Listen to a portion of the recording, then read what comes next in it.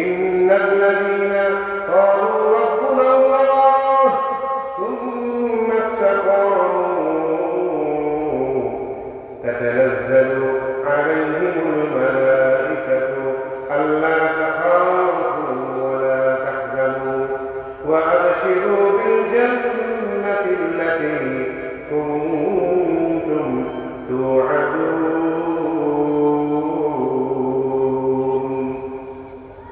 আল্লাহ সুবহানাহু ওয়া তাআলা তিনি আমাদেরকে জানিয়েছেন যে ও আমার বান্দারা শোনো, তোমরা যদি এই কথার সাক্ষ্য দাও যে আল্লাহ আমার রব, এবং এই কথার উপরে যদি তুমি অটল থাকতে পারো, তাহলে তোমার জন্য কি হবে জানো? তোমার মৃত্যুর সময় তাতানাজ্জালু আলাইহিমুল মালাইকা, মৃত্যুর সময় ফেরেশতা নাযিল করা হবে। আল্লাহ তাখাফু ওয়া লা তাহজানু, যে ফেরেশতারা নাযিল হয়ে তোমাকে বলবে, হে মৃত্যু পথযাত্রী শোনো, তুমি ভয় পেও না, আতঙ্কিত হও না। ওয়া আবশিরু বিল জান্নাহ, তোমার কিসের ভয়, তোমার কিসের আতঙ্ক? তুমি তো দুনিয়াতে আল্লাহকে রব মেনেছ, আল্লাহকে রব জেনেছ, এবং এর উপর তুমি অটল ছিলে। এর কারণে এখন তোমার মৃত্যুর সময় কোনো ভয় নেই। কেননা আবশিরু বিল জান্নাহ, আল্লাহর পক্ষ থেকে তোমাকে সুসংবাদ দেওয়া ইতিমধ্যে হয়েছে যে তুমি জান্নাতি হবে। সুতরাং তোমার মৃত্যু নিয়ে কোনো দুশ্চিন্তা এবং পেরেশানির কোনো কারণ নাই। শুধু তাই নয়, নাহনু আউলিয়াকুম ফিল হায়াতিদ দুনিয়া ওয়া ফিল আখিরাহ, দুনিয়াতেও আমরা ফেরেশতারা তোমার সহযোগী ছিলাম, মরণের কালেও তোমার পাশে এসে তোমাকে সান্ত্বনা দিচ্ছি, মরণের পরেও তোমার কবরে তোমার সাথী হব, পরকালে যখন নাকি ময়দানে হাসরে উঠানো হবে সেদিনও আমরা তোমার পাশে থাকব। শুধু তাই নয়, আল্লাহর সাথে তোমার জন্য ওকালতি করে তোমার জান্নাতের ফয়সালা না হওয়া পর্যন্ত আমরা তোমার সাথে থাকব। সুতরাং তুমি ভয় পেও না, দুশ্চিন্তাগ্রস্ত হও না, আমরা তোমার সাথে রয়েছি। এই কথা কার জন্য বলবে? যিনি নাকি বলবে আল্লাহ আমার রব, এবং এই কথার উপর অটল থাকবে, নিয়মিত অনবরত এর উপর সাক্ষ্য দিবে, অটল থাকবে তাদের জন্য। এখন আল্লাহ যে আমাদের রব, এই বিষয়টার সাক্ষ্য দেওয়ার আগে আমাদেরকে বুঝতে হবে রব কাকে বলে। রব বলা হয় পালনকর্তাকে, বলা হয় রব। যিনি আমাদেরকে পালন করেন, লালন পালন করেন, তাকে বলা হয় প্রতিপালক, তাকে বলা হয় রব। এখন আল্লাহ তাআলা আমাদেরকে দুনিয়াতে লালন পালন করেন, এই কথা আমরা মুখে অবশ্যই বলি। এখানে এমন কেউ নাই যারা উপস্থিত আছে, অনুপস্থিত আছেন, আপনাকে যদি প্রশ্ন করা হয় বলেন তো আমাদেরকে লালন পালন কে করে, নিশ্চয়ই আপনি বলবেন, এই যুবক ভাই বলেন কে করেন? আল্লাহ। এই যে আমাদের যুবক ভাই বলছেন আল্লাহ করেন। যারা আওয়াজ শুনছেন আপনার মনকে জিজ্ঞেস করেন, আপনার মন বলবে আল্লাহ করে। যদি বলা হয় আমাদের রবকে, এক কথায় বলবো আল্লাহ। যদি বলা হয় আমাদেরকে লালন পালন কে করে, এক কথায় আমাদের উত্তর হবে আল্লাহ। কিন্তু ভাইরা আমার, যদি আমরা এই কথা যেমনভাবে মুখে মুখে স্বীকার করি, অন্তরেও যদি আমরা সেইভাবে বিশ্বাস করতাম, তাহলে মাহফিলে আজকে লোকের অভাব হতো না, আযান দিলে মসজিদে নামাজের জন্য মুসল্লির অভাব হতো না। আমরা মুখে মুখে বলি কিন্তু অন্তরে বলি, কিন্তু গভীরভাবে এটা আমরা উপলব্ধি করতে পারি না, উপলব্ধি করতে পারি না। এর প্রমাণ কি? এর প্রমাণ হল যখন নাকি মসজিদে আযান হয়ে যায়, কৃষক তার ক্ষেত খামার থেকে মসজিদে আসতে পারে না। কেন পারে না?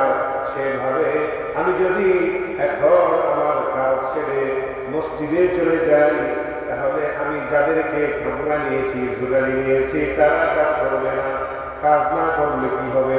আমার ক্ষেতের ফসল ভালো করে হবে না। ক্ষেতের ফসল না করে কি হবে? ক্ষেতের ফসল যদি পরিপূর্ণরূপে বাম্পার ফলন না হয়, তাহলে আমি সংসার নিয়ে কেমনে চলবো? প্রথমে বলেছিলাম আমাকে লালন পালন কে করে? আল্লাহ। এখন কৃষক তার মাঠের জমিনে বসে সে চিন্তা করে খেতে ফসল না হলে আমি চলবো কেমনে? আমাকে তাহলে তার মুখের কথা আর অন্তরের কল্পনা এক করে না। মসজিদে যখন আজান হয়ে যায় তখন দোকানদার দোকান ছেড়ে মসজিদে যেতে পারে না। দোকান ছেড়ে মসজিদে গেলে বেচা কিনা কম হবে। বেচা কিনা কম হলে কি হবে? অর্থনৈতিক ঘাটতি হবে। অর্থনৈতিক ঘাটতি হলে আমার সংসার কেমনে চলবে? একই উদাহরণ আপনি সকল ক্ষেত্রে ঠিক করতে পারেন। এই সকল উদাহরণ থেকে আমরা বুঝতে পারি আমরা প্রত্যেকটা মানুষ বলি আমার স্রষ্টা হলেন আল্লাহ, আমার পালন করতে হলেন আল্লাহ, কিন্তু কাজে করলে আমরা সেটাকে পরিপূর্ণ বিশ্বাস করতে পারি না। ঠিক নেই? এর কারণ কি? এর কারণ হলো আমরা মরবো এই কথা সবাই জানি, কিন্তু মরার পরে আসলে আমাদের পুনরায় জীবিত করা হবে কি হবে না, আখিরাত হবে কি হবে না, এই ব্যাপারে কিছুটা দুশ্চিন্তা মনে কাজ করে। এই কথা পরিপূর্ণভাবে অন্তরের মধ্যে আসে না। আসলেই কি মরার পরে আবার জায়গা করবো নি? যদি যারা নাই করে তাহলে তো এত কষ্ট করে এই লোকের লাভ কি? যারা দুর্নীতি করে, ঘুষ খায়, তারপরে আরো বিভিন্ন রকমের বস্তির মধ্যে আছে, যদি মৃত্যুর পরে আবার জীবিত নাই করে তাহলে দুনিয়াতে কমপক্ষে তারা মৌজ করে গেল।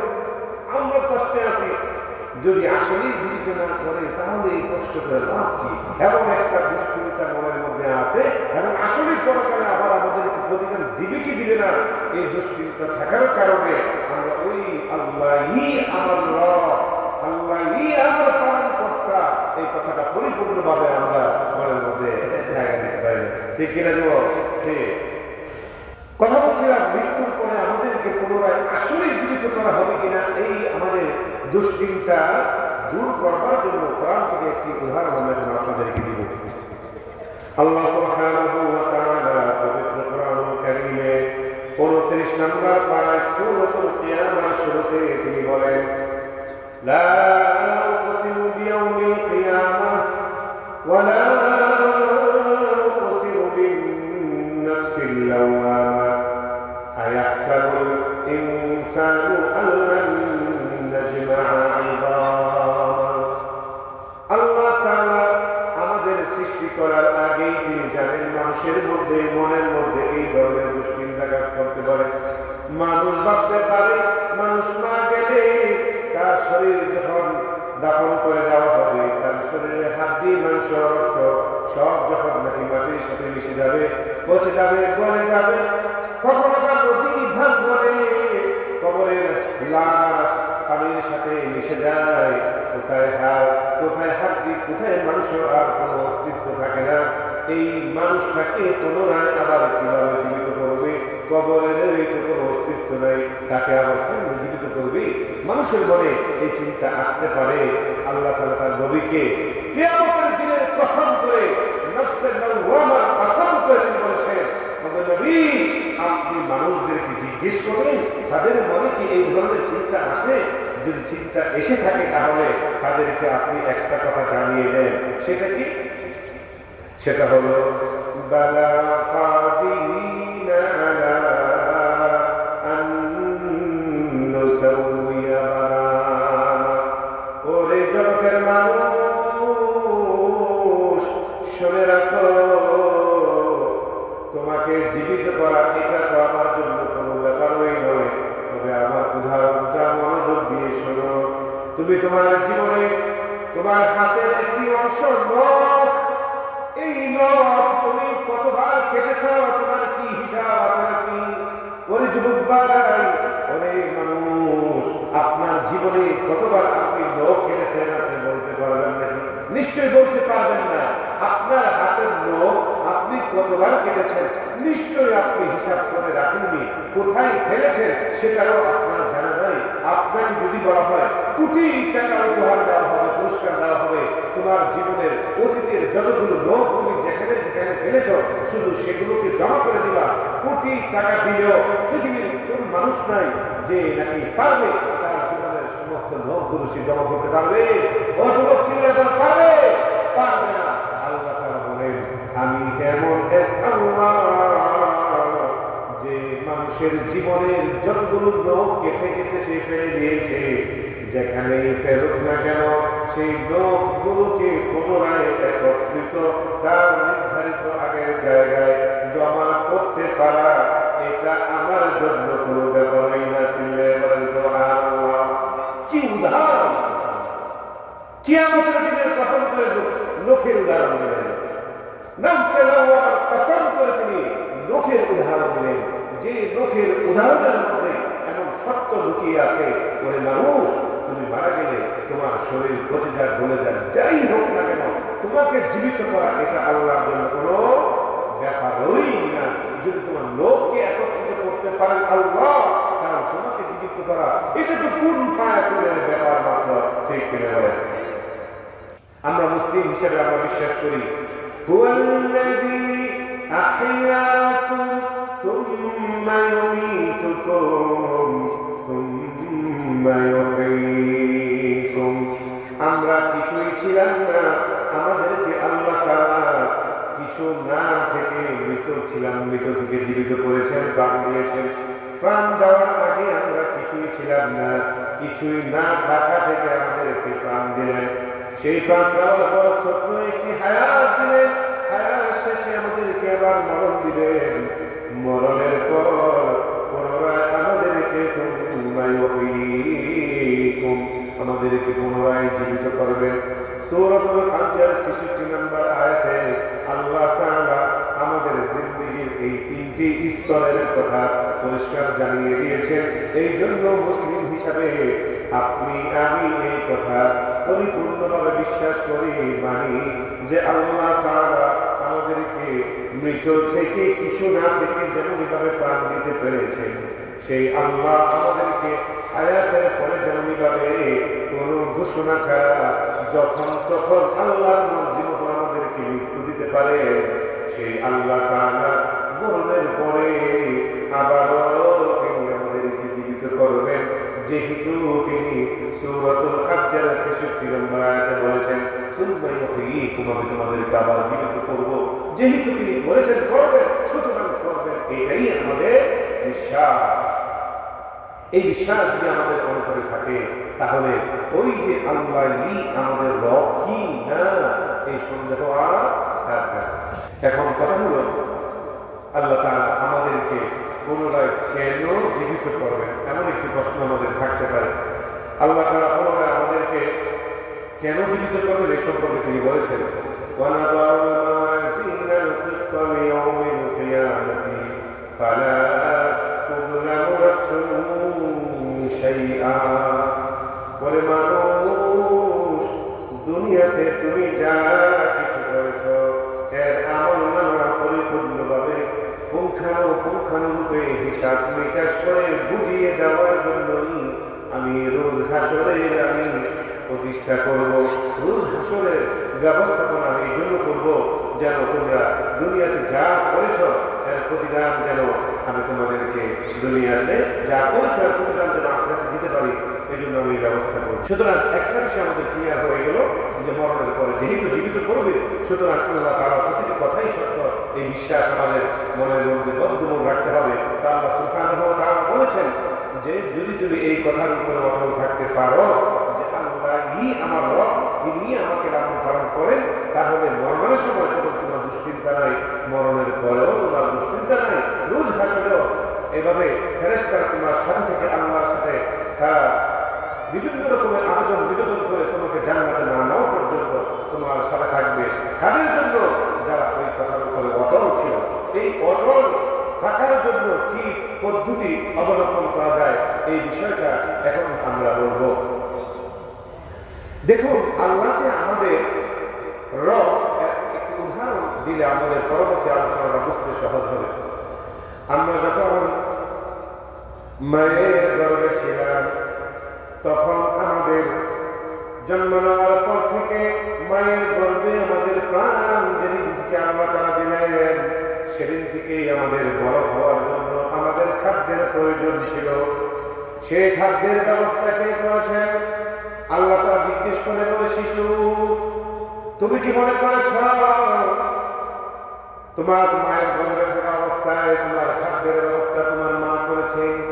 তোমার মায়ের নারের সাথে তোমার নারের একটি কানেকশন তৈরি করে আমি যে খাবারের ব্যবস্থা করেছিলাম, এই কারণে তুমি মনে করতে পারো তোমার মাই বুঝি তোমার খাবার ব্যবস্থা করেছে? না না না, মায়ের গর্ভে থাকা অবস্থায় তোমার খাবারের ব্যবস্থা তোমার মায়ের করার কোনো রকমের সাধ্য ছিল না। আমি আল্লাহ যে তোমার রব, আমি যে তোমার লালন পালনকারী, এর প্রথম প্রমাণ তো আমি তোমার মায়ের গর্ভের ভিতরেই দিয়েছিলাম।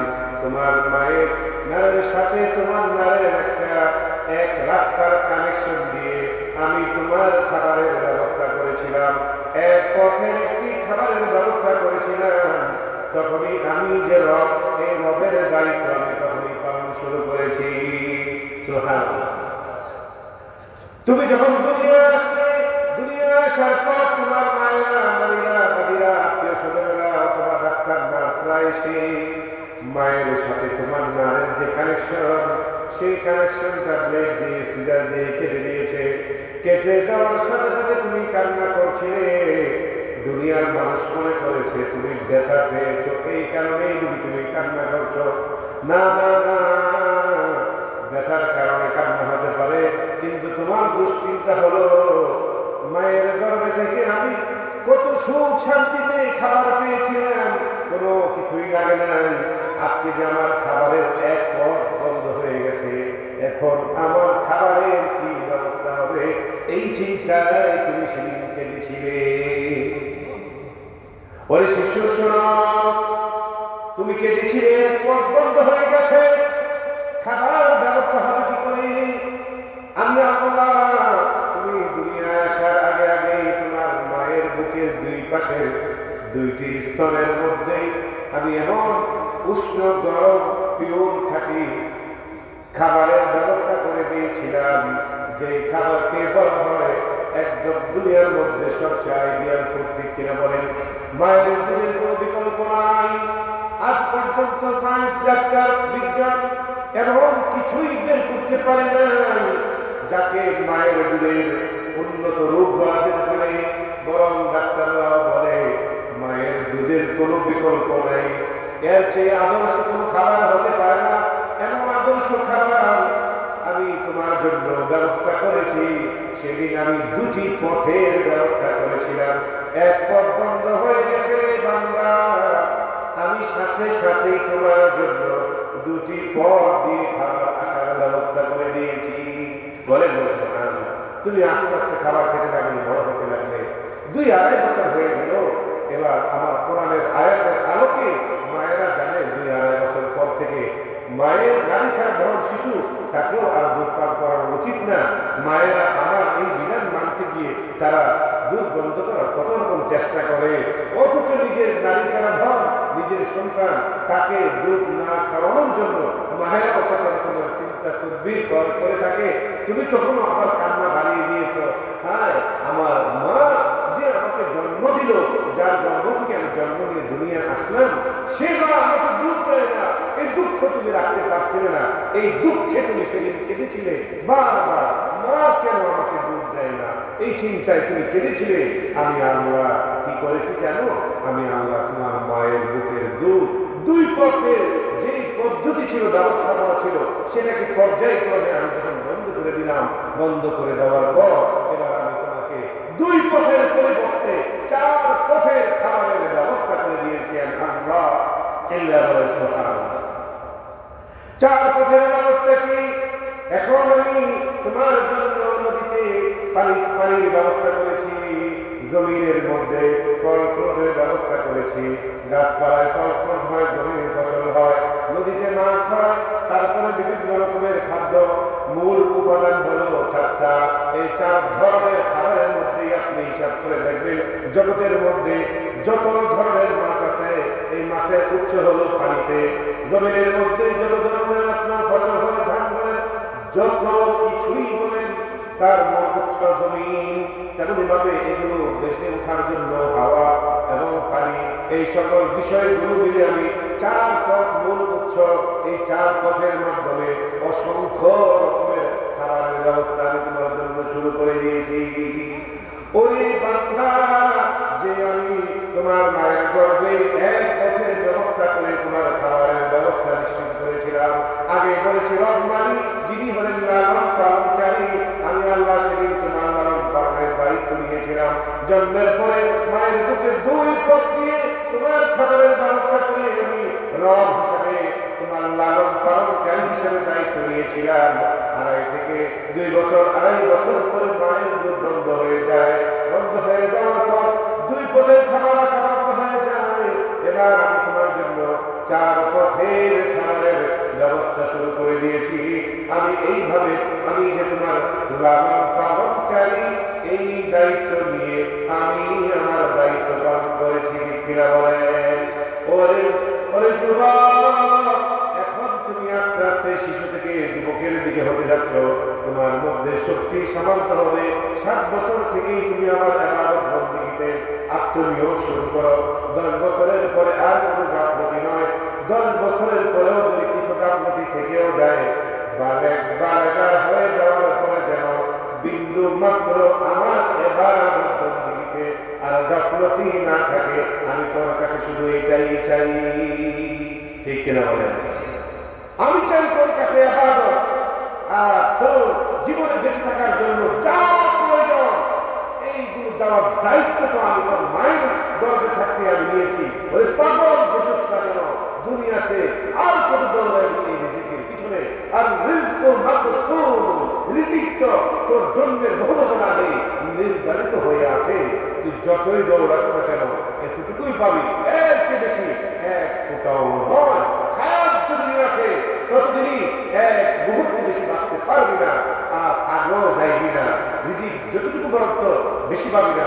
বেশি আগে কামাই করে ফেললেও এগুলো তোর থাকবে না, থাকবে না, থাকবে না। যতটুকু বরাদ্দ এতটুকু তোর জন্য থাকবে। সুতরাং রিজিকের পিছনে না দৌড়ে, দুনিয়ার পিছনে না দৌড়ে আমি আল্লাহকে পাওয়ার জন্য চেষ্টা চালিয়ে যা, দেখবি তোর জন্য সব কিছু এমনিতেই ব্যবস্থা হয়ে যাচ্ছে ইনশাআল্লাহ। এই বিশ্বাস যদি আমাদের মনের ভিতরে বর্তমান রাখতে পারি, ওই যে প্রথমে বলেছিলাম আজান হয়ে যায়, কৃষক মাঠের কাজ ছেড়ে আসতে পারে না।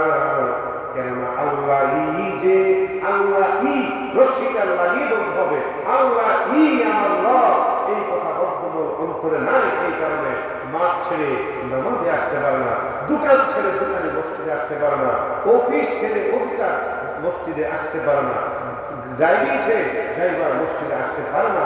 কেননা তার চিন্তা হলো এইটাই আমাকে খাওয়ায়, এইটাকে বাদ দিলে আমি চলবো কেমনে। এই চলার চিন্তা আল্লাহর উপর ছেড়ে দে, দেখি তোর জীবন এমনিতেই সুন্দর হয়ে যাবে, ব্যবস্থা হয়ে যাবে ইনশাআল্লাহ। এই কথা বক্তব্যের মধ্যে যদি অটল রেখে আমরা চলতে পারি, তাহলে যে প্রতিদানের কথা বলেছিলাম সেগুলো আসবে। এখন এই প্রতিদান, এটা এই কথার উপর অটল থাকার পদ্ধতি বলেই আমি আলোচনা হয়তো শেষ করে ফেলবো। আজানের সময় হয়তো ঘনিয়ে আসতেছে।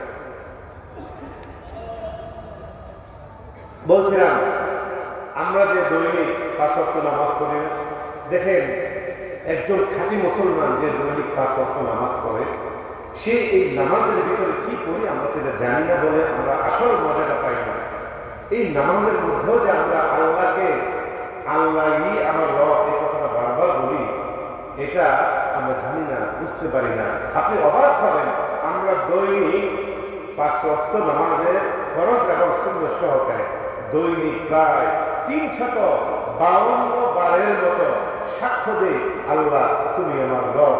এই কথা আমরা 5 ওয়াক্ত নামাজের মধ্যে বলি, দৈনিক 5 ওয়াক্ত নামাজে 352 বার বলি। অথচ আপনি হয়তো বা এই তথ্যটা জানার আগে কখনো ভেবেও দেখেন নাই আমি দৈনিক আল্লাহর কাছে 352 বার কেমনে বলি, কখন বলি। আমি তো একবারও করি না। আপনি কি করি? আমি তো দিনের ভিতরে একবারও করি নাই যে আল্লাহ তুমি আমার রব। কোন সময় কইলাম একটু জানাই দেন, আজানের পরে অল্প সময়ের মধ্যে সেই কথাটা জানাবো। যারা এখনো আশেপাশে আছেন আপনারা চলে আসুন মাহফিলের ময়দানে। এখনই আমরা যখন নামাজে দাঁড়াই, নামাজে দাঁড়ানোর সময় প্রথমেই আমরা সাক্ষ্য দেই আল্লাহু আকবার, আল্লাহ তিনি মহান। এই কথার ভিতরে আল্লাহ যে আমাদের রব এটাও লুকায়িত আছে।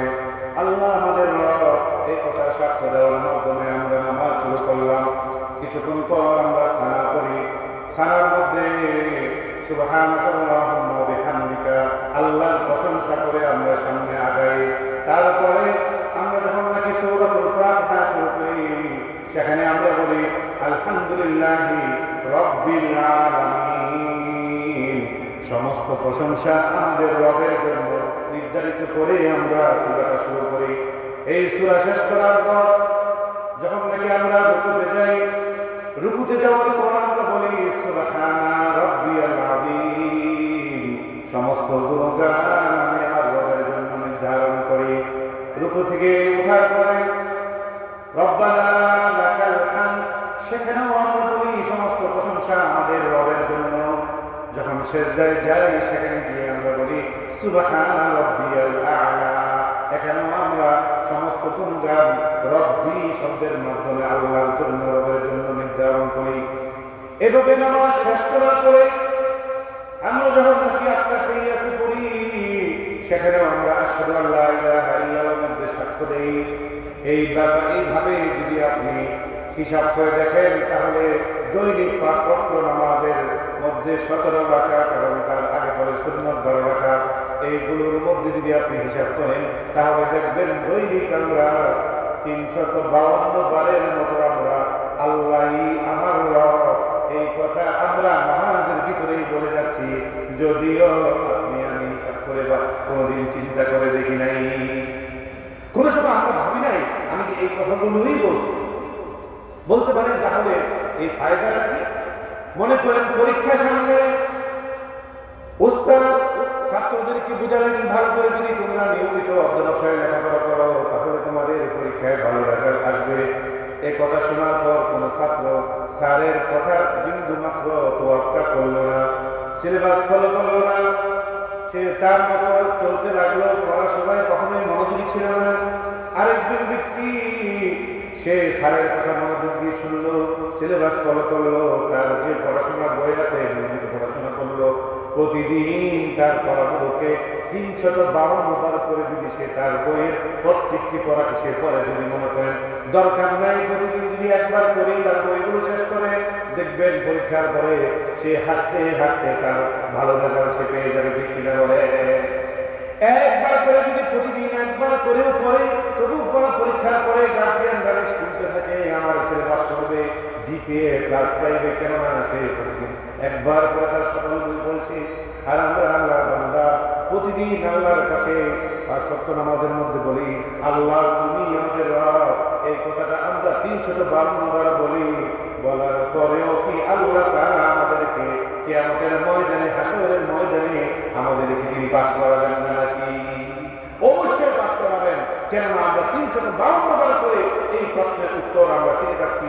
যেই প্রশ্নটি কিয়ামতের ময়দানে পরের কথা, মানুষের মৃত্যুর পরই আল্লাহ সুবহানাহু ওয়া তাআলা ফেরেশতার মাধ্যমে কবরের মধ্যে প্রথম প্রশ্নটি করবে, ও বান্দা মান রাব্বুকা, তোমার রব কে ছিল? ঠিক কিনা বলেন? মৃত্যুর পর প্রথম প্রশ্ন মান রাব্বুকা, তোমার রব কে?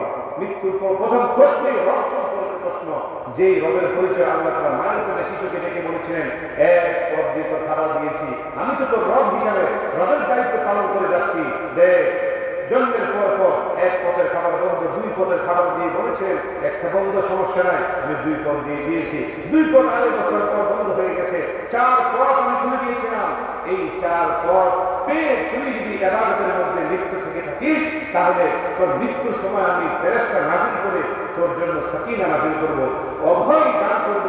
মৃত্যুর পরবর্তীতে তোর সাথে ফেরেশতা নাযিল করে তোর সওয়াল জবাবের জন্য সহজ করে দিব। মৃত্যুর পরবর্তীতে রোজ হাসরে যখন ওঠানো হবে সেদিনও তোর জন্য এরকম ভাবে ফেরেশতা সুপারিশ করে জান্নাতের ব্যবস্থা করবে। আর যদি তুই এগুলো না করে থাকিস আমার রবের দায়িত্ব আমি পালন করে গেলাম, তুই যদি তোর দায়িত্বটা পালন না করে যাস, পরীক্ষার আগে না করে পরীক্ষা দেওয়ার পরে যেন সে আফসোস করে কি করলাম, স্যার তো বলেছিল, মা বাবা বলেছিল, কেন কথা শুনলাম না।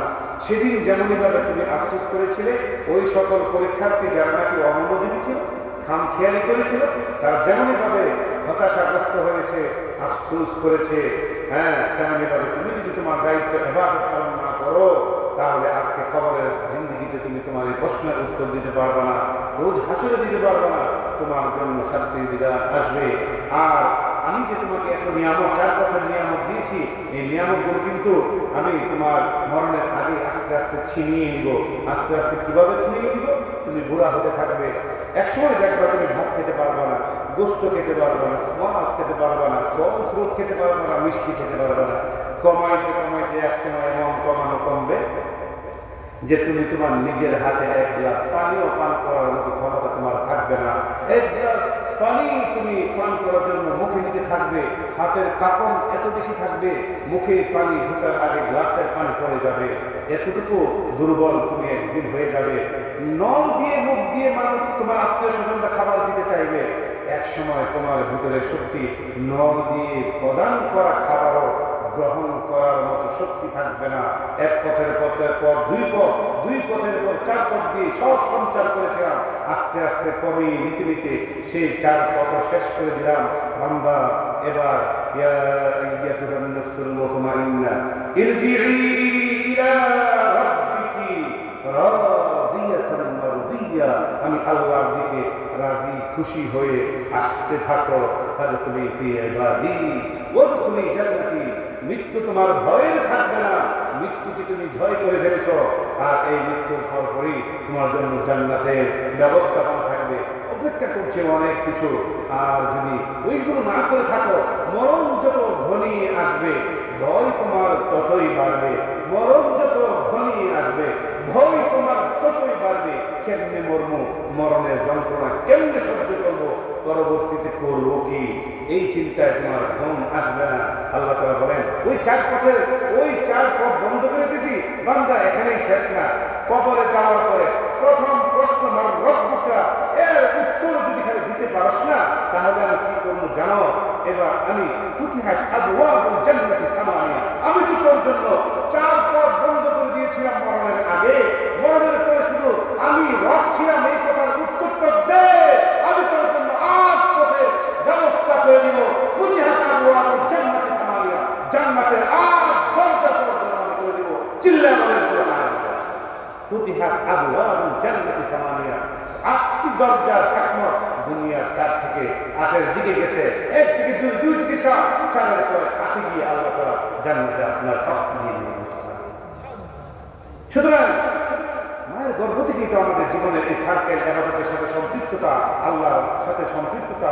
কবরের পরে প্রথম প্রশ্ন, এরপরই হলো আমাদের পরবর্তী 8 পথের সন্ধান মিলবে জান্নাতের। সে 8 পথ, সেটা পেতে হলে আমাদেরকে কি করতে হবে? ভালো ফলাফল পেতে হলে যা করতে হয় ওইটা পেতে হলে আমাদেরকে দুনিয়ায় ইবাদত বন্দেগী নিয়মিত করে যেতে হবে।